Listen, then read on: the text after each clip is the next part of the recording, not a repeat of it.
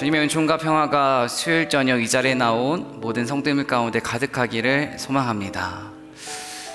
이제 저희가 1, 2월 큐티를 계속해서 해나가고 있는데요, 신명기 말씀 묵상이 끝나고 시편 말씀 묵상이 시작되었습니다. 고개를 끄덕이지 못하는 분들은 이제 시편이 시작됐는지 잘 모르시는 분들이겠죠. 시편이 또 오늘부로 끝나고 마가복음이 시작이 됩니다. 그리고 이 마가복음의 묵상 여정은 언제까지 이어지냐면 3월 31일까지 이어집니다. 3월 31일이 무슨 날일까요? 부활절입니다. 그래서 저희는 이제 내일부터 시작해서 사순절, 고난주간, 부활절까지 계속해서 마가복음을 묵상해 나갈 건데요, 오늘 저희는 이 마가복음에 대해서 마가복음이 대체 우리에게 어떤 메시지를 주고 싶어 하는지, 또 마가복음을 묵상하면서 우리가 조금 더 주의해서 살펴보아야 하고, 또 다른 복음서와 다른 것이 무엇인지를 한번 조금 살펴보도록 하겠습니다. 그래서 사실 좀 오늘 이 시간은 어떻게 보면 우리가 예전에 학교 다닐 때를 좀 생각하시면서 좀 펜을 들고 적으면서 하셔도 참 좋을 것 같습니다. 물론 설교 시간이지만 설교의 느낌보다는 이 마가복음이란 책이 대체 어떠한 책인가에 대해서 함께 살펴볼 것이기 때문에 한번 이렇게 스스로 정리하면서 들으셔도 참 좋을 것 같습니다. 그럼 이제 한번 마가복음에 대해서 한번 살펴보도록 하겠습니다. 마가복음은 우리가 잘 알고 있는 것처럼 신약 성경 가운데 사복음서라고 하면은 무엇일까요? 여기 중고등부 친구들도 있으니까 한번 같이 해보도록 하겠습니다. 사복음서가 무엇이냐면 마태복음, 마가복음, 누가복음, 요한복음, 이 네 가지를 성경에서는 사복음서라고 말을 합니다. 이 사복음서에서는 어떠한 이야기를 하냐면 예수님이 이 땅에 오셔서 태어나셔서 어떠한 사역들을 하셨고, 예수님이 십자가에 매달리셔서 죽으셨고 부활한, 한마디로 예수님에 대한 이야기가 이 사복음서의 내용 중에 내용입니다.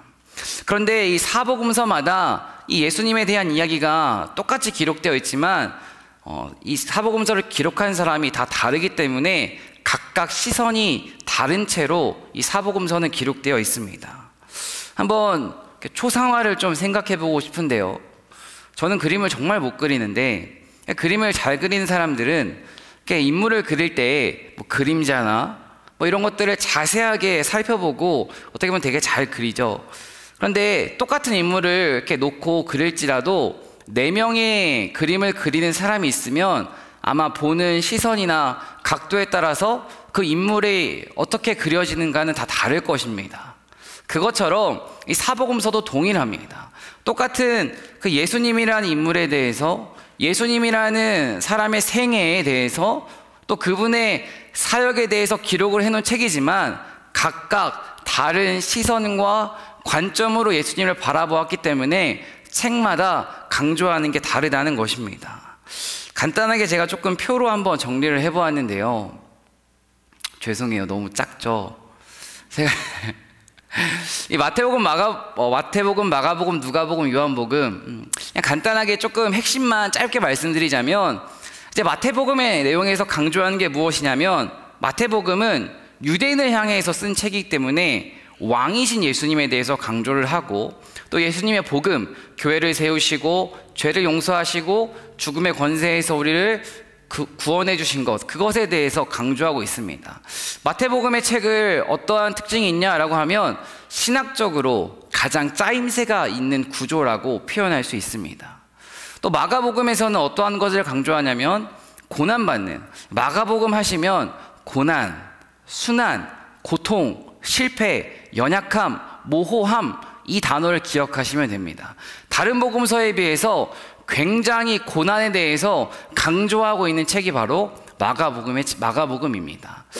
또 이 마가복음의 특징 중에 한 가지는 1장부터 16장까지 분량도 짧지만 글의 문체나 글이 기록된 방식을 살펴보면 되게 전개가 빠르게 진행되는 게 바로 이 마가복음 책의 특징입니다. 또 누가복음에서는 핵심적인 단어가 해방과 자유라고 말할 수가 있는데요, 모든 사람이 예수님의 복음을 듣고 해방을 얻고 자유를 얻을 수 있다. 이걸 바로 누가복음에서는 강조를 합니다. 그리고 요한복음에서는 예수님은 누구신가? 이것에 대해서 우리에게 아주 잘 말해주고 있습니다. 그렇기 때문에 처음 교회에 오신 분들에게 우리가 가장 권하기 쉬운 책이 무슨 책이냐 하면 요한복음입니다. 왜냐하면 예수님에 대해서 가장 쉽고 자세하게 기록된 책이 요한복음이기 때문입니다. 이렇게 우리가 지금 사복음서를 간단하게 살펴보았는데요. 이 중에서 마태복음, 마가복음, 누가복음을 공관복음이라고 합니다. 공관복음이라고 하는데 여기서 말하는 공관, 이게 어떠한 뜻이냐면 함께 같은 지점에서 바라보다라는 의미가 있습니다. 한마디로 마태복음과 마가복음과 누가복음은 같은 지점에서 같이 바라본다, 한 묶음처럼 생각하셔도 된다는 것입니다. 이 공관복음에 대해서 조금 더 자세하게 말하자면 마태복음, 마가복음, 누가복음은 내용도 비슷하고 구조도 비슷하고 어투도 비슷합니다. 그래서 제가 한 가지 그림을 좀 가져왔는데요. 왜 마태복음과 마가복음과 누가복음은 비슷할 수밖에 없을까? 함께 같은 곳에서 바라볼 수밖에 없을까? 그것에 대해서 한번 생각을 해볼 건데요. 그 이유는 우리가 보통 마태복음, 마가복음, 누가복음이 있으면 가장 먼저 기록된 책이 뭘까요? 한번 조사를 해보겠습니다. 마태복음일 것 같다. 손 들어보실까요? 이거 다 눈을 감고 한번 조사해 보겠습니다. 틀릴 수 있으니까. 지금 눈을 한 12분 정도가 뜨고 계셔가지고 질문을 못 할 것 같아요. 아직도 4분 정도가 눈 뜨고 지켜보고 계세요. 나는 마태복음이 먼저 쓰여졌을 거라고 생각합니다. 손 들어보실까요? 네, 내리세요. 나는 마가복음이 먼저 쓰여졌을 거라고 생각합니다. 네, 마지막입니다. 나는 잘 모르겠다. 네, 내려보실게요. 제가 정답을 알려드리겠습니다. 보통 우리가 마태복음이 먼저 있으니까 마태복음이 먼저 기록됐다고 생각하기 쉽지만 사실 마태복음보다 마가복음이 먼저 기록됐습니다. 그래가지고 마가복음이 가장 먼저 기록됐으니까 마가복음을 보고서 마태복음과 누가복음이 기록됐습니다. 괜찮으시죠? 저 좀 잘못하고 있는 거 아니죠? 제가 쉽게 해볼게요. 마가복음이 가장 먼저 쓰여졌으니까 마가복음의 내용을 가지고 마태복음과 누가복음이 쓰여졌는데 이것을 어떻게 증명할 수 있느냐? 마가복음의 내용이 마태복음의 90% 동일하게 등장합니다. 90%면 엄청난 겁니다. 그리고 또 마가복음의 내용이 누가복음엔 65% 정도가 동일하게 등장합니다. 그래서 한번 표를 띄워주시겠어요? 이거는 그냥 재미로 들으시면 돼요. 마가복음이 가장 먼저 쓰여졌다고 했잖아요. 마가복음을 가지고 마태복음과 누가복음이 기록되었어요. 그런데 왜 마태복음의 내용이 더 많나요? 이렇게 질문할 수 있잖아요. 그 마태복음의 내용이 더 많은 이유는 M자료라는 게 있어요. M자료의 M은 이제 마태의 M을 딴 거예요. M자료라는 예전에 고대 문헌이 있는데 마가복음 더하기 M자료, 마가복음 자료 더하기 Q자료를 더해서 마태복음이 생성이 되었고, 또 누가복음은 마가복음 더하기 Q자료 더하기 L자료, 누가복음에 대한 자료를 더해서 누가복음이 완성됐다. 이렇게 신학자들은 말하더라고요. 그냥 이건 이렇게까지만 이해하시면 됩니다. 그래서 저는 이제 이걸 왜 말씀을 드렸냐면, 이제 마태복음, 마가복음, 누가복음, 요한복음 4가지의 복음서가 다 다르다고 했잖아요. 그러면 우리는 이렇게 생각할 수 있어요. 왜 예수님에 대한 이야기를 굳이 힘들게 4가지로 기록해가지고 정경으로 선택해가지고 성경에 기록했지? 그런데 정말로 이러한 질문을 가지고 2세기 때 한 신학자는 이 사복음서를 하나로 합치려는 노력을 했어요. 왜냐하면 예수님에 대한 이야기가 각각 기록되어 있으니까 읽기도 힘들고 어려우니까 이걸 그냥 하나로 합쳐버리자, 이렇게 주장을 해가지고 정말로 디아테사론이라는 문서를 만들었어요. 그런데 우리 기독교에서는 그걸 거부하고, 아까 제가 처음 말씀드린 것처럼 각 복음서마다 보는 관점과 강조하는 게 다르기 때문에 우리 기독교는 하나로 합치지 않겠습니다 라고 하고 지금까지 우리는 이 사복음서를 읽고 있는 것입니다. 이제 한번 우리는 마가복음에서 대체 우리에게 무엇을 말하고 있는지, 무엇을 강조하고 있는지에 대해 살펴보도록 하겠습니다. 이 사복음서는 예수님에 대한 이야기가 쭉 기록되어 있다고 했는데요, 예수님에 대한 이야기 딱 하면 떠오르는 게 뭐가 있으세요? 방금 어떤 분이 물이 포도주로 변한 사건 이렇게 말씀하셨어요. 우리가 예수님에 대한 이야기를 생각을 해보면 가장 먼저는 예수님의 탄생 이야기가 있겠죠. 예수님의 탄생 이야기를 생각해 볼 수도 있고, 또 우리가 선한 사마리아인의 이야기도 생각을 해볼 수가 있고요. 또 우리가 탕자 이야기, 팔복, 주기도문, 그리고 황금률, 이게 다 사복음서 가운데 기록되어 있는 내용입니다. 근데 이 내용들은 우리가 흔히 잘 알고 있는 예수님에 대한 이야기지만, 제가 지금 말씀드린 것 중에 마가복음에 기록되어 있는 내용은 단 한 가지도 없습니다. 그 다음 걸 띄워주실까요? 또 예수님과 인물들의 만남에 대해서 생각을 해보면, 우리가 잘 알고 있는 삭개오, 또 마르다와 마리아, 우물가의 여인에 대한 이야기, 이러한 내용들도 마가복음에는 기록되어 있지 않고 누가복음과 요한복음에만 기록되어 있습니다. 또 마지막으로 예수님께서 이 땅 가운데에서 행하신 기적들을 생각을 해보면, 나사로가 다시 살아난 이야기, 물이 포도주로 변한 이야기, 이것 또한 우리가 함께 묵상하게 될 마가복음에는 기록되어 있지 않고 요한복음에만 기록되어 있습니다. 마지막으로 우리가 아주 잘 알고 있는 이야기, 하나님을 사랑하고 이웃을 사랑해라, 원수를 사랑해라, 요한복음 3장 16절, 예수님이 하나님의 세상을 이처럼 사랑하사, 이것 또한 마가복음 가운데에는 기록되어 있지 않습니다. 우리가 잘 알고 있는 이야기들이 마가복음에는 기록되어 있지 않다는 것을 저는 지금 강조해서 말씀드리고 있습니다. 그렇다면 마가복음은 대체 이것을 통해서 우리에게 어떠한 것을 말하고 싶은 걸까요? 예수님의 기적에 대한 이야기, 극적인 만남에 대한 이야기, 또 죽은 자가 살아난 이야기, 이러한 것들이 다른 복음서에 비해서 현저히 적게 등장하고 있는데요. 그 이유가 대체 무엇일까요?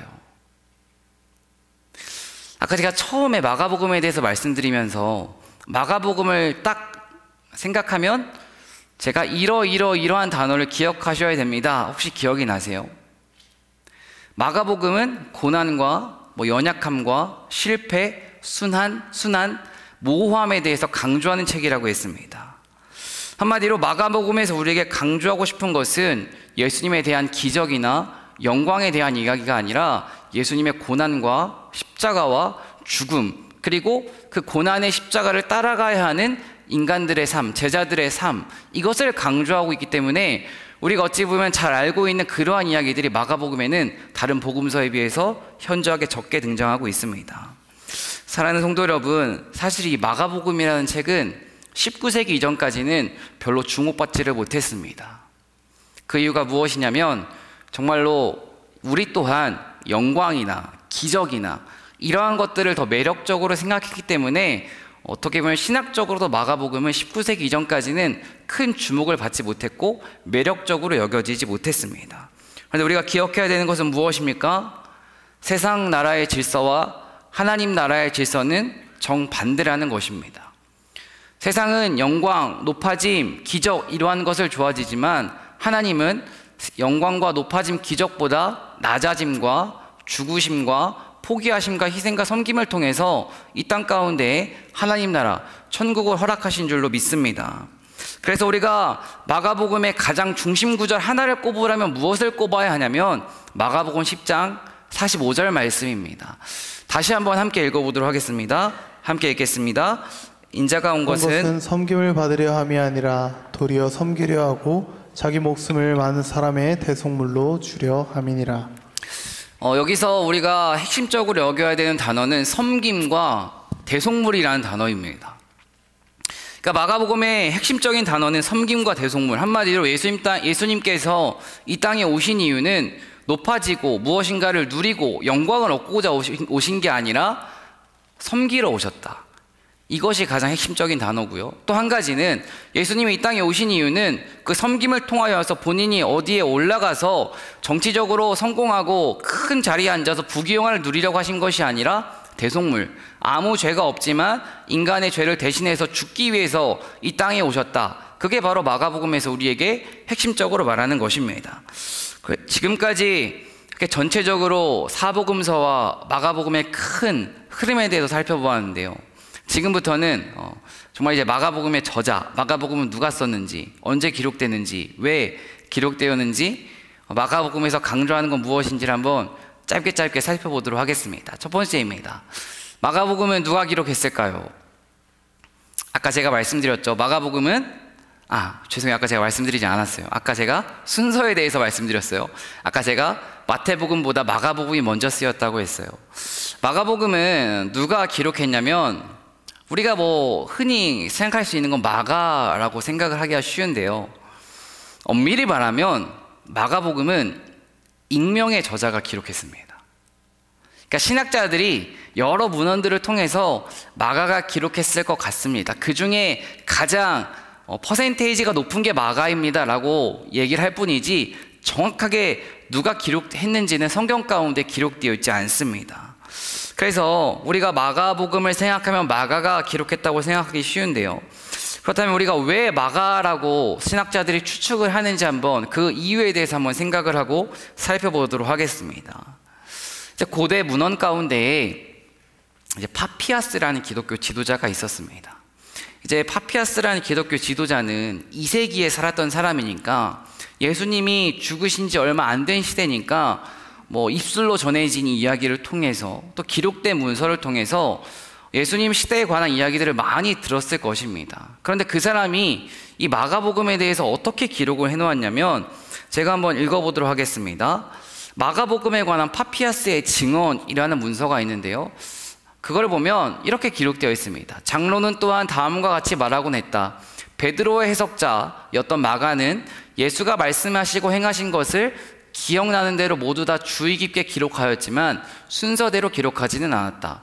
왜냐하면 그는 주님의 말씀을 직접 듣지도 않았고 그의 제자 중 하나도 아니었기 때문이다. 그러나 후에 그는 베드로의 제자가 되었다. 다음입니다. 베드로는 주님의 말씀을 체계적으로 배열하지 않고 그의 가르침을 각각의 경우에 적용시키기 위해 사용했다. 따라서 마가가 그 말씀들을 기억나는 대로 기록한 것은 매우 당연한 일이다. 왜냐하면 그의 유일한 목적은 자기가 들은 것을 하나도 누락시키지 않으며 또 허위로 기재하지 않는 것이었기 때문이다. 이걸 통해서 우리가 알 수 있는 사실은, 마가가 베드로에게 들은 이야기를 하나하나씩 다 기록한 게 바로 마가복음이라는 것입니다. 이 이유 때문에 우리는 마가복음이 마가가 쓰지 않았을까라고 추측을 할 수 있습니다. 특별히 이 마가라는 사람은 예수님의 제자도 아니고 예수님을 목격했던 목격자도 아니었습니다. 단지 예수님의 제자, 예수님의 사도 베드로 옆에서 베드로와 아주 친밀한 관계를 맺고 살았던 사람인데요, 베드로와 마가가, 한마디로 예수님의 제자 베드로와 예수님을 한 번도 본 적 없는 마가가 엄청나게 가까운 사이였고, 베드로에게 들은 이야기를 마가가 기록한 게 바로 마가복음이라고 지금 말하고 있는 건데요, 베드로와 마가의 관계가 되게 깊다는 게 바로 베드로전서 5장 13절 말씀 가운데 기록되어 있습니다. 베드로전서 5장 13절 말씀을 보면, 택하심을 함께 받은 바벨론에 있는 교회가 너에게 문안하고 내 아들 마가도 그러하느니라, 이렇게 나와 있습니다.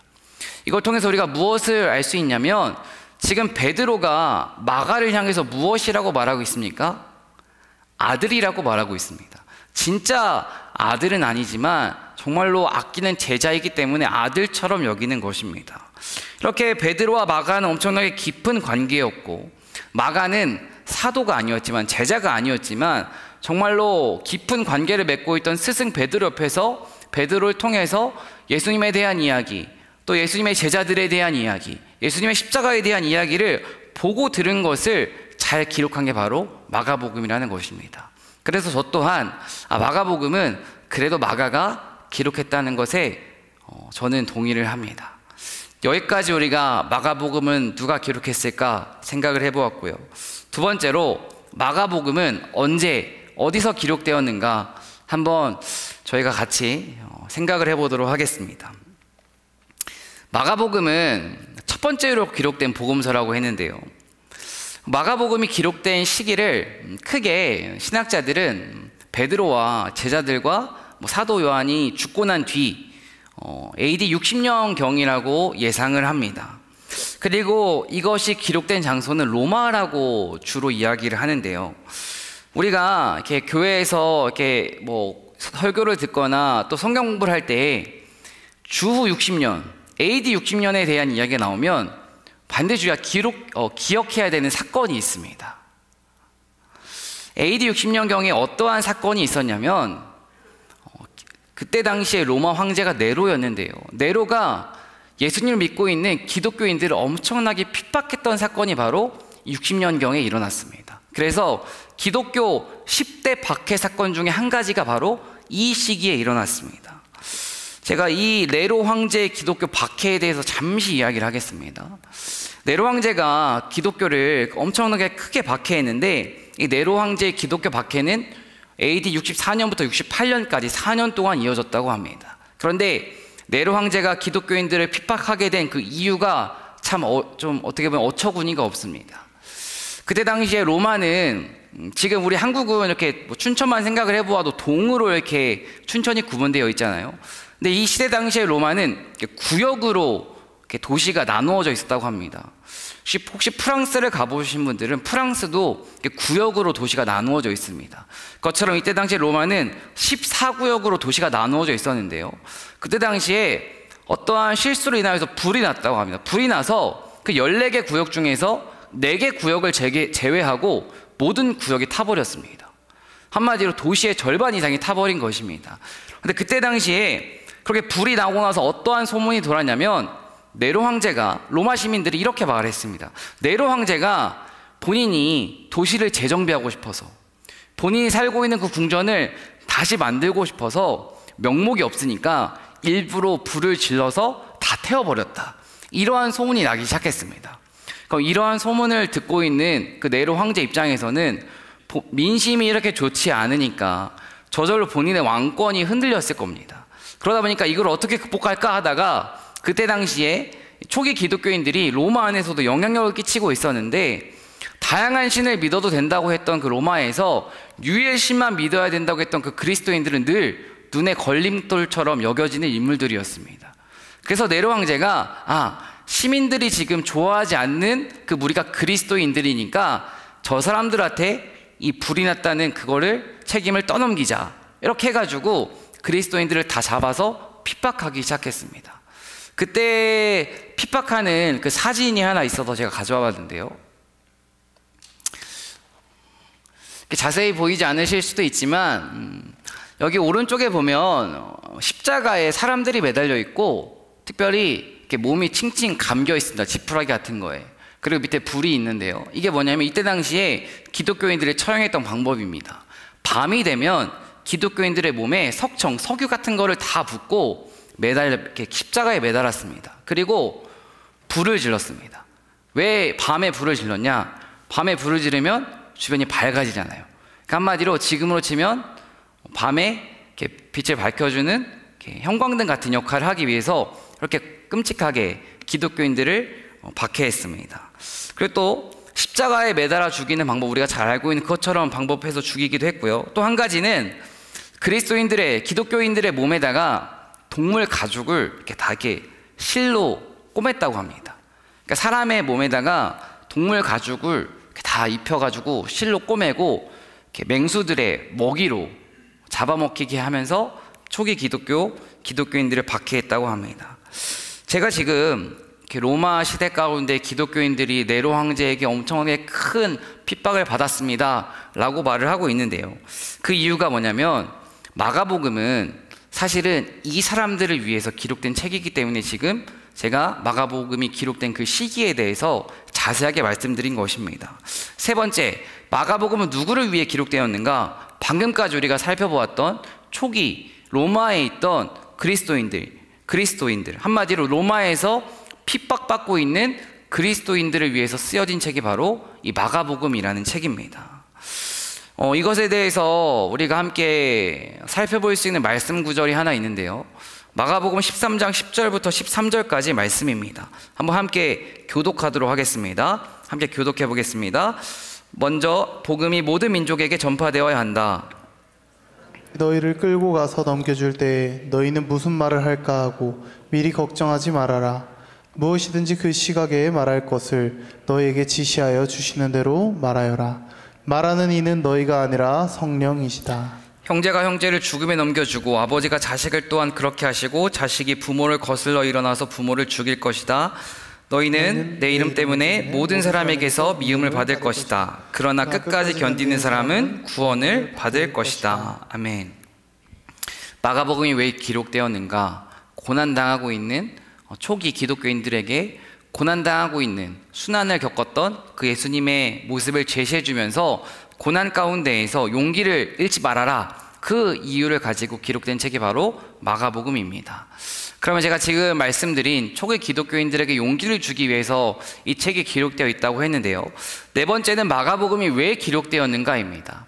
제가 방금 말씀드린 것도 이유 중에 한 가지인데, 특별히 마가복음은 첫 번째로 고난당한 이들을 위해서 기록이 되었고요, 이 고난당한 이들 중에서도 크게 두 가지로 나눌 수가 있습니다. 첫 번째는 위로를 주기 위해서, 고난을 당하는 사람들에게 힘을 내라, 너희들에게 위로를 주고 싶다, 이러한 목적으로 기록되기도 했고요, 두 번째로는 충성과 도전을 주기 위해서 이 마가복음은 기록되어 있습니다. 그런데 지금까지 우리가 마가복음의 큰 주제를 통해서 우리가 한 가지 결론을 내본다면, 위로를 주기 위해서 기록됐다라고 말할 수도 있지만, 이것보다는 큰 핍박과 고난을 겪고 있는 그 초기 기독교인들을 향해서 위로보다는 너희들은 끝까지 견뎌야 한다. 예수님도 그 좁은 길을 끝까지 걸어가시지 않았냐? 제자의 삶이란 무엇이냐? 넓은 길이 아니라 좁은 길이다. 이것을 강조하면서 충성해라, 너희들이 그 고난을 버텨야 한다, 믿음의 도전을 하기 위해서 이 마가복음이 기록되었습니다. 마가복음은 고통받는 이들에게 참 제자라면 고난을 거쳐 영광에 이른 예수님을 따라야 한다, 이것을 말하기 위해서 기록되었습니다. 두 번째로 마가복음은 왜 기록되었는가? 역사의 전승 때문에 기록되었습니다. 예수님께서 십자가에 매달려 죽으시고 또 승천하시고 그걸 본 제자들, 그 예수님의 십자가의 목격자들이 있었습니다. 예수님의 제자들도 있었고요, 십자가 주변에 있던 사람들도 예수님이 죽으시고 부활하신 것들을 두 눈으로 목격했고, 제자들은 예수님을 직접 만나기도 했습니다. 그 사람들은 그냥 쉽게 말해서 1세대라고 표현을 해보겠습니다. 예수님을 직접 경험했던 1세대인 거죠. 그런데 지금 이 사람들이 다 죽고 나니까 이 사람들에게 이야기를 통해서, 입술을 통해서 들었던 사람들이 2세대, 그 사람들이 남아있는데, 계속해서 이 예수님에 대한 이야기가 전해져야 되니까 마가복음이 기록되었다. 우리가 아주 잘 알고 있는 내용이죠. 역사가 전승되기 위해서 그렇게 주장하는 사람들도 있습니다. 그리고 마지막 세 번째로는 예수님에 대한 잘못된 시선 때문에 마가복음이 기록되었는데요, 초기 기독교 역사 가운데에는 이 예수님이란 인물에 대해서 마술사, 기적을 일으키는 사람, 그냥 이렇게 치부하는 사람들이 있었습니다.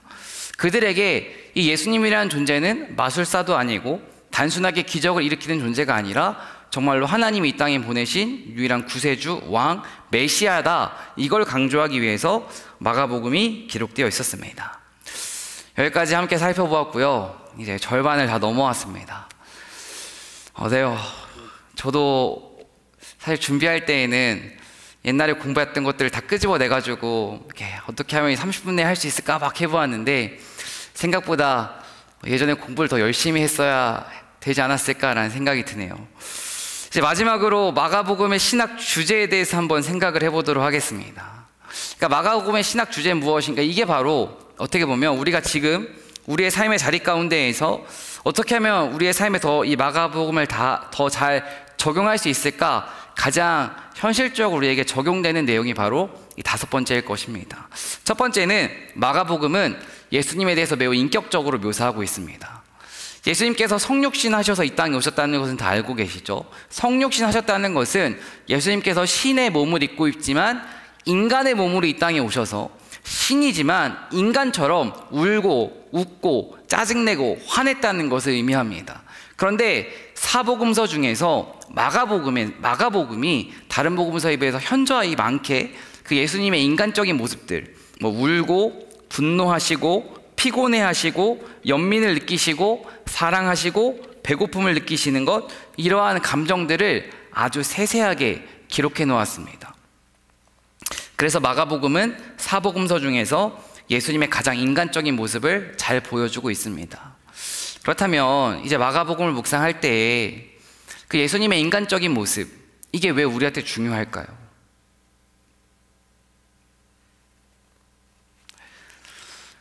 아파 본 사람만이 아픈 사람을 온전히 이해할 수 있습니다. 배고파서 밥을 굶어 본 사람만이 배고픔의 그 힘듦을 알 수 있습니다.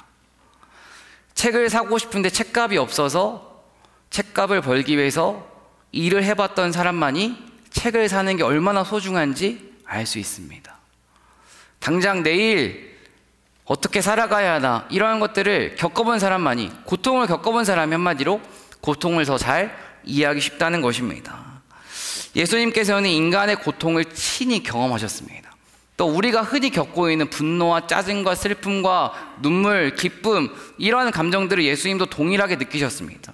이것을 통해서 우리가 적용할 수 있는 것은 예수님께서도 인간의 고통을 친히 경험하셨는데 그 이유는 내가 아파하는 것, 내가 힘들어하는 것, 내가 고민하는 것, 내가 괴로워하는 것 예수님도 똑같은 시선에서 똑같은 입장에서 이미 다 겪으셨다는 것입니다. 한마디로 예수님은 높은 위치에 앉아가지고 나는 너희들이 겪은 고통을 겪지 않았지만 힘내라 이렇게 말씀하시는 게 아니라 나도 다 겪어봤어. 나도 다 이미 경험해봤어. 이거를 우리에게 강조하기 위해서 예수님이 인간의 몸을 입고 이 땅에 오셨다는 것입니다. 만약 예수님이 고통을 느끼시지 못하는 완전한 신이었다면, 완전한 신이지만 성육신 하지 않고 고통을 느끼지 못하는 슈퍼히어로처럼 이 땅 가운데서 살으셨다면 예수님의 십자가 죽음은 사실 우리에게 큰 은혜로 다가오지 않을 것입니다. 왜냐하면 예수님은 십자가에서 고통을 느끼지 않으셨다면 그 십자가 사건이 인간에게 별로 큰 의미가 없습니다. 그래서 우리는 이 예수님에 대한 인간적인 묘사, 마가복음에서 강조하는 것을 기억하면서 묵상을 해야 됩니다. 두 번째로는 십자가 고난 중심이라고 제가 표현을 해보았는데요. 마가복음은 이제 고난과 순환과 박해 이게 중심 주제다 보니까 십자가 사건에 대해서 다른 복음서에 비해서 매우 길게 기록해 놓았습니다. 사복음서 다른 복음서와 비교하면 이제 예수님의 그 고난 순환 이야기가 마가복음의 현저하게 큰 비중을 차지하고 있는데요. 마가복음 1장부터 16장까지, 한마디로 1장부터 10장까지는 이제 예수님의 생애에 대해서 말을 하고 11장부터 16장까지가 예수님의 고난에 대해서 말을 하고 있습니다. 그런데 마가복음 3장부터 이미 예수님이 죽을 거다라는 이야기가 시작이 됩니다. 그러니까 3장부터 이미 예수님의 고난에 대해서 계속해서 은연중에 아니면 직접적으로 마가복음은 강조하고 있다는 것입니다. 그런데 누가복음이나 마태복음은 아까 말씀드린 것처럼 이 예수님의 고난에 대한 이야기도 기록되어 있지만 고난에 대한 이야기보다 예수님의 기적이나 예수님의 생애 이러한 것에서 대해서 더 많이 기록해 놓았습니다.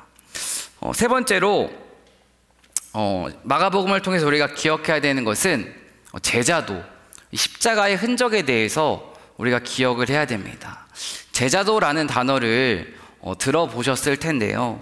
이 제자도는 어떻게 보면 마가복음에서 가장 중요한 주제라고 생각을 해도 될 것 같습니다. 제자도, 한마디로 제자들이 걸어가야 하는 길입니다. 제자들이 걸어가야 하는 길은 어디일까요? 예수님이 가신 길일 것입니다. 우리도 예수님의 제자인 줄로 믿습니다. 그럼 우리 또한 예수님이 걸어가신 길을 걸어가야 합니다. 그것에 대해서 마가복음은 제자도란 무엇인지를 아주 자세하게 기록해 놓았는데요. 첫 번째는 자기 부인입니다. 마가복음 8장 34절 말씀을 함께 읽어보도록 하겠습니다. 함께 읽겠습니다. 그리고 예수께서 제자들과 함께 무리를 불러놓고 그들에게 말씀하셨다. 나를 따라오려고 하는 사람은 자기를 부인하고 자기 십자가를 지고 나를 따라오너라. 두 번째로는 이제 순교를 각오하라는 제자도가 있습니다. 8장 35절도 함께 읽어보겠습니다. 누구든지 제 목숨을 구하고자 하는 사람은 잃을 것이요 누구든지 나와 복음을 위하여 제 목숨을 잃는 사람은 구할 것이다. 세 번째로는 소유를 포기하는 게 바로 제자도의 삶입니다. 마가복음 10장 29절인데요. 제가 읽겠습니다. 예수께서 말씀하셨다. 내가 진정으로 너희에게 말한다. 나를 위하여 또 복음을 위하여 집이나 형제나 자매나 어머니나 아버지나 자녀나 논밭을 버린 사람은 이제 소유 포기에 대해서 우리가 한 가지 착각하지 말아야 되는 거는 하나님 우리에게 모든 걸 막 다 포기하라고 하시진 않습니다. 여기서 말하는 소유 포기의 온전한 의미는 우리가 살아가는데 최소한의 것들을 의미합니다. 이거를 조금 우리 삶에 구체적으로 적용을 해보면 필요한 만큼 먹고 필요한 만큼 사고 필요한 만큼 누리라는 것을 하나님 우리에게 소유포기라고 말씀을 하셨습니다. 이것은 어떻게 보면 이렇게 적용할 수도 있겠죠. 10만 원을 하나님이 우리에게 선물로 허락하셨습니다. 그 10만 원을 가지고 좋은 옷을 살 수도 있지만 그 10만 원을 가지고 만 원짜리 옷을 사고 또 9만 원으로는 하나님과 곁에 있는 이웃을 위해 쓰는 게 바로 온전한 소유포기의 의미입니다. 네 번째로는 섬김의 삶을 예수님께서는 말씀하셨습니다. 마가복음 10장 43절부터 44절까지인데요. 마지막으로 한번 함께 같이 읽어보도록 하겠습니다. 함께 읽겠습니다. 그러나 너희끼리는 그렇게 해서는 안 된다. 너희 가운데에서 누구든지 위대하게 되고자 하는 사람은 너희를 섬기는 사람이 되어야 하고 너희 가운데에서 누구든지 으뜸이 되고자 하는 사람은 모든 사람의 종이 되어야 한다. 아멘. 제자도의 삶을 크게 네 가지로 한번 요약을 해보았습니다. 첫 번째는 자기 부인하는 것, 두 번째는 순교를 각오하는 삶, 세 번째는 소유를 포기하는 것, 마지막 네 번째가 섬김의 삶을 살아가는 것입니다. 마가복음을 묵상하기에 앞서서 우리가 우리 스스로에게 오늘 예배를 통해서 질문해 보아야 하는 것은 나는 얼마만큼 나를 부인하고 있는가? 나는 내 소유를 어떻게 사용하고 있는가? 어떻게 포기하고 있는가? 나는 섬김의 삶을 살고 있는가? 나는 정말 왕 대신 그 예수님을 위해서 순교를 각오할 수 있는가? 그 믿음이 나에게 있는가? 이거 우리는 마가복음을 묵상하기 전에 질문해 보아야 합니다. 이제 오늘 말씀을 마무리하도록 하겠습니다. 제자들은 결국 마지막에 이제 마가복음의 결론 부분을 보면 제자들은 예수님을 따라가기를 포기합니다. 그런데 제자들이 예수님을 따라가지 못했던 그 이유는 무엇일까요? 제자들이 예수님을 따라가지 못했던 이유는 결국 섬김의 삶을 살기를 싫어했고 자기의 소유를 포기하지 못했고 또 희생하는 삶을 멀리했고 순교를 각오했지만 자신의 삶 가운데에서 그것이 두려웠기 때문입니다. 이것을 통해서 우리가 오늘 말씀을 통해서 붙잡고 기도해야 되는 것 중에 한 가지는 제자들은 분명 예수님을 만났고 보았고 예수님의 그 무리 안에 속해 있었습니다. 내가 예수님을 만났고 보았고 공동체 안에 속해 있는 게 내 믿음을 책임지지 않는다는 것입니다. 그렇다면 우리는 무엇을 위해 기도해야 될까요? 속해 있는 것으로 만족하지 않고 내 마음 가운데에 그 예수님의 십자가가 정말 새겨지기를 기도해야 하는 줄로 믿습니다. 그 예수님의 십자가가 마음 가운데 새겨진 사람만이 정말 어떠한 고난 가운데 극적인 상황 가운데 정말 이 제자도의 삶을 따를 수 있을 것입니다. 사랑하는 성도 여러분, 지금 내가 마주해야 하는 십자가의 길이 있다면 피하지 않고 결단하고 도전하고 헌신하고 희생하고 섬기는 저 여러분 되길 간절히 소망합니다. 내 힘으로 섬기는 것이 아닙니다. 내 힘으로 희생하는 것이 아닙니다. 하나님의 은혜와 하나님이 주신 그 말씀으로 우리는 그리고 성령의 능력으로 희생하는 삶과 섬김의 삶과 제자도의 삶을 실천할 수 있는 줄로 믿습니다. 그 은혜가 저와 여러분 가운데 가득하길 소망합니다. 십자가 그 사랑 멀리 떠나서 무너진 나의 삶 속에 잊혀진 주 은혜 돌 같은 내 마음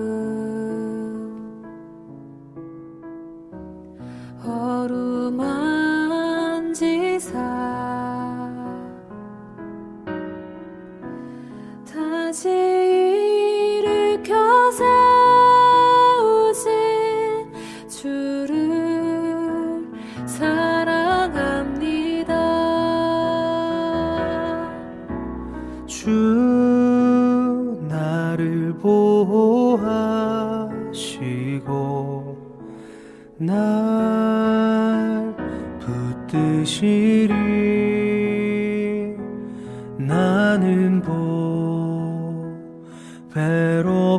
존귀한 주님의 자녀라.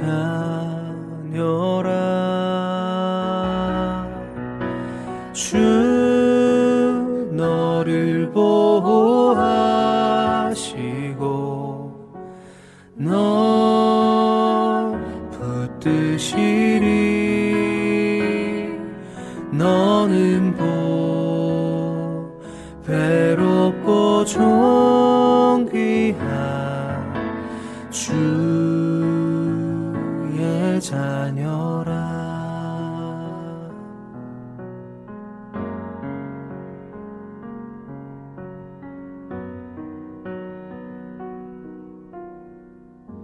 지나간 일들을 기억하지 않고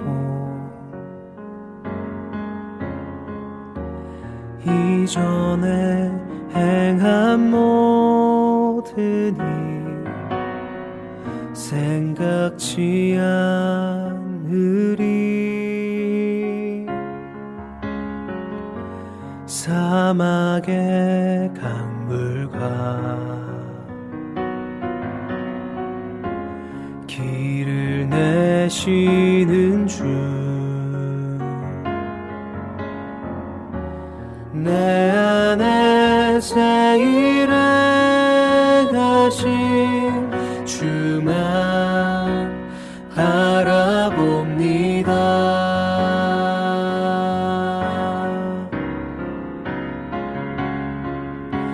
주 나를 보호하시고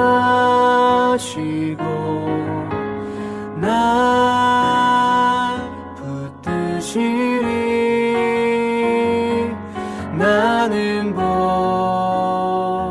배롭고 존귀한 주님의 자녀라. 주 너를 보호하시고 널 붙드시리. 너는 배롭고 존귀한 주의 자녀라. 너는 배롭고 존귀한 주